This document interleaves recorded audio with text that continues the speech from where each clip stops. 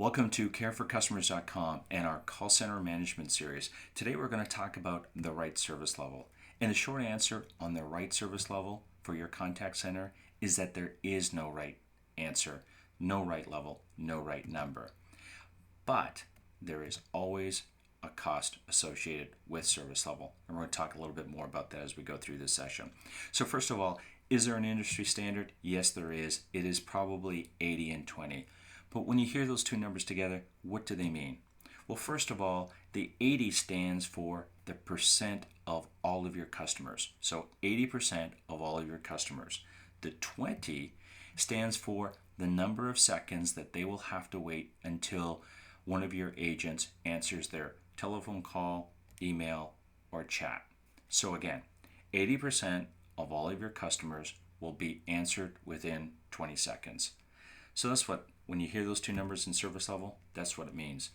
Now let's just move these numbers around a little bit and see what kind of impact they have.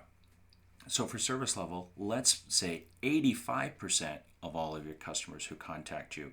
Well, if you increase this number, in this case we moved it up 5%, you actually increase the cost of running your contact center. If you decrease it, here we go and bring it down to 70%, then you decrease the cost of running your contact center.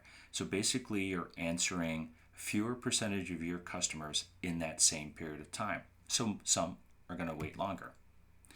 Now let's change it around a little bit on the amount of time that they have to wait.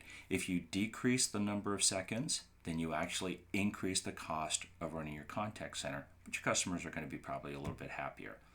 If you make your customers wait a little bit longer, in this case 30 seconds, then you decrease the cost of running your contact center. So let's do a couple little pictures here. 80 and 20, kind of standard service level. You got some customers that are, happy, some are a little sad, whatever the case may be. Not a big deal.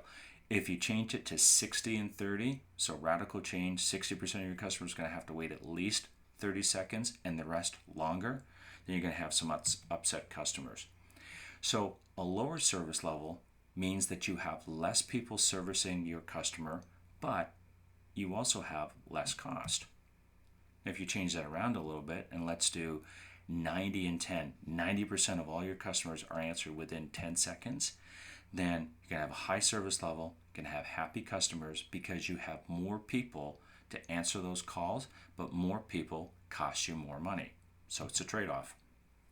So what kind of business do you run? If you're in a competitive market space or you run a sales department, then you want to have probably a higher service level. Why?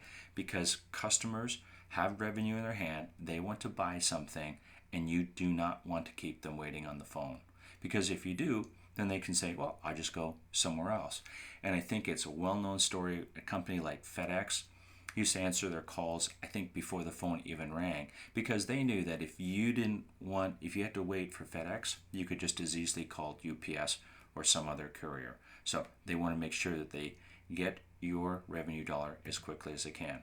Now, if you run a support or service business, then you probably want to run a decent service level and a consistent service level. So whether or not your customers call you on a Monday morning or on a Saturday night, you want to have consistent, decent service level because they are customers of yours, and if you don't provide that, they can always go somewhere else.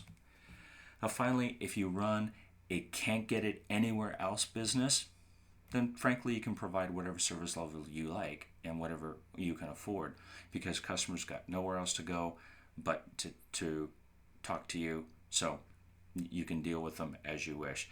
Now, I suggest that there's very few businesses like this. I can only think of one example, and that's where a company sells concert tickets. You have a phone to get a concert ticket. If they're the only ones with the tickets, then you know what, you're going to just have to wait your turn until you can talk to somebody.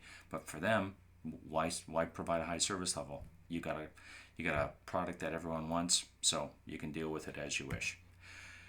So let's tie these ideas all together. First, you got your cost, you've got your customer appreciation, and I didn't say satisfaction because customers aren't satisfied just because you answer the phone. There's a lot more to it, but they appreciate quick service. And then you've got service level. Well, they all rise and fall together. Very important to understand that. So if your service level goes up, your cost goes up, your customer appreciation goes up.